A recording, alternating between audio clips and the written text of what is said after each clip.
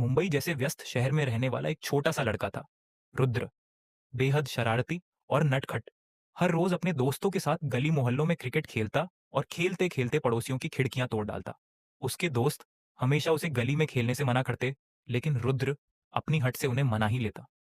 पड़ोसी अक्सर उसकी माँ और पिता से शिकायतें करते।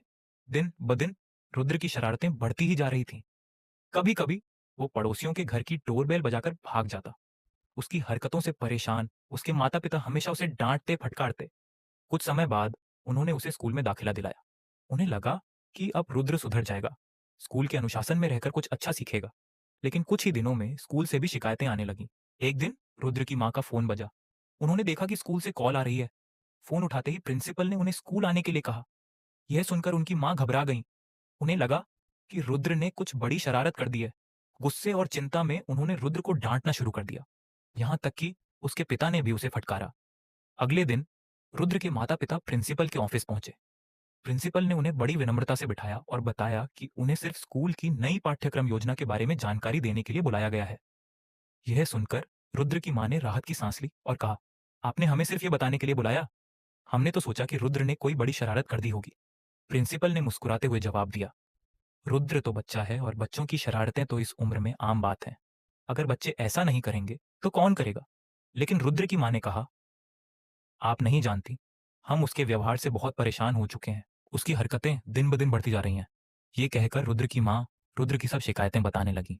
प्रिंसिपल कुछ देर सुनती रहीं और फिर उनसे कहा, जरा रुकिए, मैं आपको अपनी एक छात्रा से मिलाना चाहती हूँ। उसका नाम पायल है, लेकिन उसके माता पिता चाहते हैं कि उनकी बेटी शरारतें करे, पड़ोसियों की डोरबेल बजाकर भागे और पड़ोसी उसकी शिकायतें करे।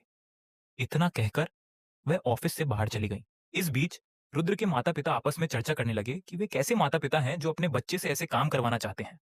कुछ समय बाद वह उस छात्रा के साथ वापस आई। प्रिंसिपल ने कहा, मिलिए, ये हमारी छात्रा पायल है।